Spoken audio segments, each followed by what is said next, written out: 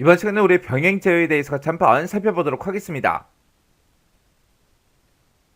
자, 우리 병행 제어라는 거요. 병행 제어라는 거는 다중 프로그램에 우리 이점을 이제 활용한다. 그렇게 나왔어요. 여기서 이제 다중 프로그램 그렇게 나왔는데 우리 다중이 이제 멀티죠. 멀티. 해서 얘는 여러 개다. 그런 뜻을 가지고 있어요.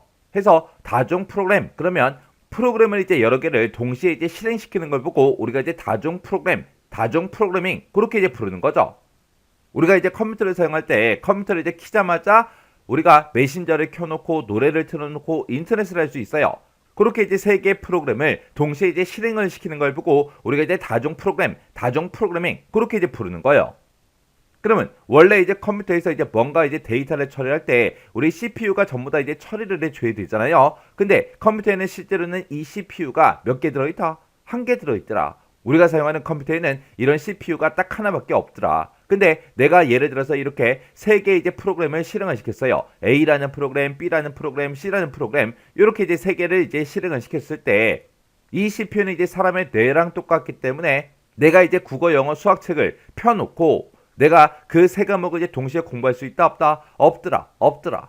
해서 우리가 이제 국어, 영어, 수학 그 세 과목을 내가 공부해야지. 그렇게 이제 사람이 이제 계획을 세우면 각각 이제 시간대별로 나눠서 이제 공부를 한다고요. 몇 시부터 몇 시까지는 국어 공부하고 몇 시부터 몇 시까지는 영어하고 몇 시부터 몇 시까지는 수학 공부해야지. 그렇게 우리가 시간을 나눠놓고 그렇게 이제 따로따로 공부를 하잖아요. 그것처럼 이 컴퓨터도 이 CPU가 이제 사람의 뇌랑 똑같은 그런 구조를 가졌기 때문에 이렇게 세 개의 프로그램을 동시에 처리를 못하더라. 해서 얘한테 1초다, 얘한테 1초다, 얘한테 1초다. 그렇게 이제 시간을 할당을 해주고 1초 동안 이제 A라는 프로그램이 우리 CPU에 들어가서 뭔가를 처리하고 나오면 그 다음에 이제 B가 들어가서 처리하고 나오고 그 다음에 C가 들어가서 뭔가를 이제 처리하고 나온다고요.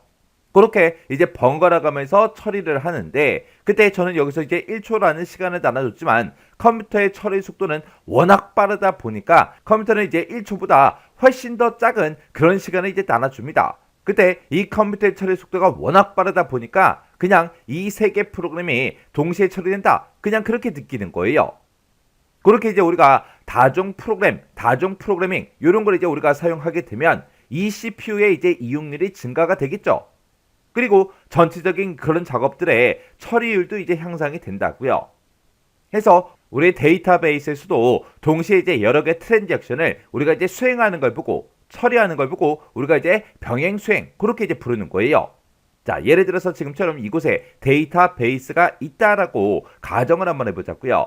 자, 요 데이터베이스라는 거는 많은 양의 이제 데이터를 우리가 저장을 시켜놓고 이 데이터베이스를 나 혼자서 사용하는 게 아니죠. 이곳에 들어있는 그 데이터를 이제 사용하기 위해서 여러 명의 이제 사용자가 이제 접근해서 그런 데이터베이스에 들어있는 그런 데이터들을 전부 다 이제 사용할 거라고요. 해서 이 데이터베이스를 우리가 이제 공유 데이터다, 쉐어링 데이터다, 그렇게 이제 불렀습니다. 그러면 지금 여기서도 이제 동시에 여러 개의 이제 트랜잭션을 우리가 동시에 이제 번갈아 가면서 실행이 됩니다. 그러면 그때 이제 하나의 데이터를 이제 여러 명이 이제 사용하겠다. 그럴 수도 있겠죠. 그러다 보면 이제 무결성이 됐든 일관성이 됐든 그런 것들이 전부 다 이제 파괴돼 버린다고요. 그때 이 병행 제어라는 거는 동시에 이제 실행되는 그런 트랜잭션들이 데이터베이스 이제 일관성을 이제 파괴하지 않도록 트랜잭션 간의 상호작용을 이제 제어하는 걸 보고 우리가 이제 병행 제어 그렇게 이제 부르는 겁니다. 이렇게 이제 우리가 병행 제어라는 걸 해야 우리 데이터베이스의 이제 일관성이 이제 파괴되지 않겠죠. 그래야 정상적인 그런 데이터를 여러 사용자가 같이 이제 사용할 수 있다고요. 해서 그때 이제 병행 제어 이제 목적에 보게 되면 데이터베이스의 공유를 이제 최대화하기 위해서 그리고 시스템의 이제 활용들을 최대화하기 위해서 그리고 일관성을 이제 유지하기 위해서 그리고 각각 이제 여러 사용자에 대한 그런 응답 시간을 이제 최소화하기 위해서 우리가 이제 병행 제어라는 걸 이제 하는 겁니다. 해서 우리 병행 제어라는 거는 동시에 이제 여러 개 이제 트랜잭션이 이제 병행 수행을 하게 되면 그때 데이터베이스 이제 일관성이 이제 파괴될 수 있더라. 해서 트랜잭션 간에 이제 상호작용하는 거를 이제 제어하는 거, 문제가 생기지 않게 그렇게 이제 제어하는 걸 보고 우리가 이제 병행 제어라고 하더라. 그 개념 정확하게 기억하셔야 되고요. 그리고 병행 제어를 왜 하는지 그 목적이 뭔지 이 네 가지도 정확하게 여러분들이 알고 계셔야 돼요. 자, 우리 병행제어 기법의 종류는 여러 가지가 있어요. 그 중에 이제 첫 번째 게 이제 로킹이라는 거예요. 로킹이라는 거는 지금 여기 보게 되면 이제 락이라는 말이 들어갔죠. 락이라는 게 우리 잠궈버리는 거잖아요. 예를 들어서 하나의 이제 화장실이 있어요. 화장실이 딱 한 칸밖에 없는데 볼일을 보려고 하는 사람은 이제 여러 명이에요. 그렇다고 해서 그 여러 명이 이 화장실 한 칸에 전부 다 들어가서 볼일을 볼 수는 없잖아요. 그래서 내가 이제 화장실에 딱 갔더니 문이 열려 있어요. 그러면 내가 이곳에 이제 들어갔습니다. 볼일 보기 위해서 들어갔어요. 들어가자마자 뭐래요? 우리가 잠궈버리죠, 이 화장실을.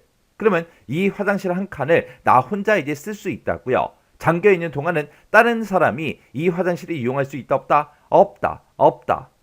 해서 주요 데이터에 이제 액세스를 상호 이제 베타적으로 그렇게 이제 운영하는 게 우리 로킹이라는 겁니다. 해서 내가 사용하고 있는 동안에는 남들이 이제 못 쓰게 잠그는 그런 방식이 우리 로킹이요. 해서 어떤 트랜잭션이 어떤 로킹 단위를 이제 액세스하기 전에라고 했어요. 지금 여기 보게 되면 이제 로킹 단위하고 나오는데 이 로킹 단위라는 건 뭘 얘기하냐? 우리가 이제 병행 제어를 할 때 한꺼번에 이제 로킹 할 수 있는 그 객체의 크기를 보고 우리가 이제 로킹 단위 그렇게 부르는데 우리가 이제 로킹을 할 때 데이터베이스 전체를 전부 다 이제 내가 잠궈 놓고 나 혼자 쓸 수도 있어요. 데이터베이스 단위로도 우리가 이제 로킹을 할 수 있는 거고 파일 단위로도 우리가 로킹을 할 수 있습니다. 그리고 하나의 테이블이 있을 때 그 하나의 테이블에서 특정 레코드 단위로도 우리가 이제 로킹을 할 수 있고요. 아니면 하나의 테이블이 있을 때 특정 이제 필드를 기준으로 해서 우리가 또 로킹을 할 수가 있습니다. 해서 어떤 트랜잭션이 만약에 이제 A라는 그 파일에 대해서 이제 접근을 하고 싶어요.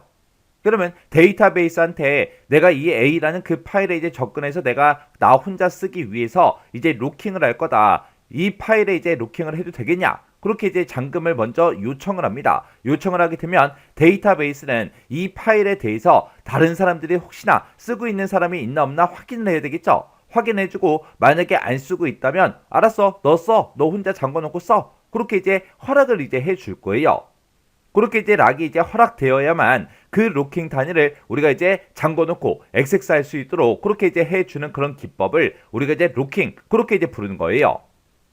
그러면 아까 제가 얘기했듯이 이렇게 이제 화장실이 한 칸이 있을 때 들어가서 이제 화장실을 이용할 때 이제 문을 잠궈놓고 이제 쓴다 그랬죠. 그래서 내가 이제 문을 땅 하고 이제 잠궜습니다. 잠궈놓고 이제 나 혼자 쓰고 있어요. 근데 다른 사람이 또 급해서 막 들어왔어요. 들어오게 되면 그 사람은 그 밖에 있는 그 사람은 내가 언제 나갈지 알아요, 몰라요. 모르는데 그 사람이 이제 내가 나갈 때까지 계속해서 무한정 기다려야 됩니다. 그런 걸 보고 우리가 이제 교착 상태 그렇게 이제 불렀죠. 그래서 우리의 교착 상태가 우리 영어로 하게 되면 이제 데드락 그렇게 이제 부르는데 이 로킹 같은 경우에는 교착 상태가 이제 발생할 수 있다고요. 그런 게 이제 우리 로킹이라는 겁니다. 그 다음에 이제 우리 두 번째 우리 타임 스탬프 순서요. 이 타임 스탬프 순서라는 거는 여기 보게 되면 이제 타임이라는 말이 들어갔죠. 얘는 이제 시간대별로 이제 나눠놓고 이제 처리한다 그거예요. 만약에 이제 A라는 그 데이터가 하나가 있는데 이 A라는 데이터를 이제 여러 개 이제 트랜잭션들이 전부 다 이제 접근해서 쓰려고 해요. 쓰려고 하면 그때 이제 우리가 시간표를 이제 짜는 겁니다. 몇 시부터 몇 시까지는 이제 누가 쓰고 몇 시부터 몇 시까지는 누가 쓰고 몇 시부터 몇 시까지는 누가 써라. 그렇게 이제 시간표를 전부 다 이제 부여해서 그 부여된 그 시간에 따라서 트랜잭션 작업을 이제 수행하는 그런 기법을 우리가 타임 스탬프 순서 그렇게 이제 부르는 거예요. 그러면 얘는 이제 시간을 딱딱 정해놓고 쓰기 때문에 자기가 이제 언제 처리되는지 그 상태를 이제 알 수 있죠. 해서 얘는 이제 교착 상태가 이제 발생하지 않습니다. 아까 로킹 같은 경우는 이제 데드락이 이제 발생할 수 있다라 그랬죠. 근데 이 타임 스탬프 순서는 교착 상태가 이제 발생하지 않아요. 그리고 이 타임 스탬프 순서라는 거는 직렬성 순서를 이제 결정하기 위해서 트랜잭션 간의 처리 순서를 이제 미리 선택하는 그런 기법들 중에서 가장 보편적으로 많이 이제 사용되는 그 방식이 우리 타임 스탬프 순서라는 겁니다. 해서 트랜잭션과 트랜잭션이 이제 읽거나 이제 갱신한 그런 데이터에 대해서 트랜잭션이 이제 실행하기 전에 시간표를 이제 미리 부여해서 그 부여된 시간에 따라서 트랜잭션 그 작업을 이제 수행하는 그런 기법이 우리 타임 스탬프 순서요. 그래서 얘는 이제 시간을 정해놓고 이제 처리라는 거예요. 그래서 우리가 일반적으로 이제 유명한 이제 맛집이 있다. 그러면 우리가 이제 전화로 이제 미리 예약을 하잖아요. 그리고 요즘에 이제 치과 같은 데 갈 때도 그냥 예약하고 가잖아요. 그런 게 이제 우리 타임 스탬프 순서요. 그 다음에 이제 세 번째 게 우리 최적 병행 수행이요. 얘를 이제 다른 말로 검증 기법이다, 확인 기법이다, 낙관적 기법이다. 그렇게 이제 부릅니다. 얘는 이제 병행 수행하고자 하는 그런 대부분의 트랜잭션들이 전부 다 이제 읽기 전용, 우리의 판독 전용 트랜잭션일 경우에는 얘는 이제 읽기만 하니까 데이터가 이제 변하지 않겠죠.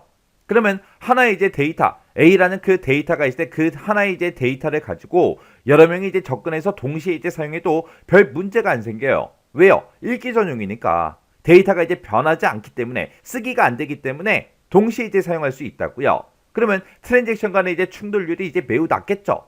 해서 특별한 이제 병행 제어 기법을 이제 사용하지 않고도 일관성을 이제 유지할 수 있다. 그런 점을 이제 이용한 그런 기법이 우리 최적 병행 수행이요. 그 다음에 우리 다중 버전 기법이라는 게 있습니다. 얘는 타임스탬프 그 개념을 이제 이용한 그런 기법인데, 얘는 다른 말로 이제 다중 버전 타임스탬프 기법, 그렇게 이제 부르기도 해요. 우리 타임스탬프 기법이라는 거는 트랜잭션이나 데이터들이 이제 이용이 될 때, 그때 이제 시간을 이제 시간표로 이제 관리한다 그랬죠. 근데 이 다중 버전 기법이라는 거는 뭔가 이제 데이터가 이제 갱신이 될 때마다 그 데이터 이제 변화되는 거를 이제 버전을 이제 부여해서 관리하는 그런 기법이 우리 다중 버전 기법이요. 이렇게 이제 우리 병행제의 기법을 보게 되면 이렇게 이제 총 4가지가 있는데, 이 4가지 중에서 우리 로킹이다, 타임스탬프 순서다, 그 2가지에 대해서 시험 문제가 이제 출제된 적이 있습니다. 특히 로킹 같은 경우에는 시험 문제가 이제 많이 출제가 됐었고, 그리고 실제 이제 실기 시험에서도 출제가 된 적이 있어요. 그래서 로킹하고 이제 타임스탬프 순서, 그거 2가지는 정확하게 기억하셔야 되고, 그렇다고 해서 그 2가지만 기억하면 안 되겠죠. 이런 것도 이제 시험 문제 나올 수 있잖아요. 해서 얘네들까지 같이 정확하게 잘 정리하고 지나가시기 바랍니다.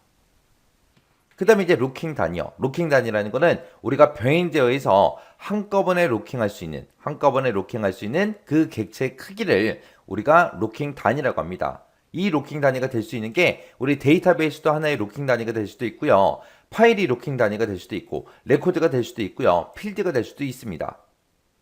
그때 이 로킹 단위가 크면 클수록 로크 수가 작아져서 관리하기는 쉬워요. 관리하기는 쉽지만 이제 병행 수준이 떨어집니다. 반대로 로킹 단위가 작으면 작을수록 로크 수가 많아지겠죠. 많아지기 때문에 관리가 복잡해서 이제 오버헤드가 증가가 되지만 병행 수준은 높아집니다. 그래서 로킹 단위가 클 때 어떻게 되는지, 작을 때 어떻게 되는지 정확하게 이 로킹 단위 꼭 기억하고 계셔야 돼요. 자, 그럼 요 내용 시험 문제 자주 나오니까 요 내용들 잘 정리하고 지나가시기 바랍니다.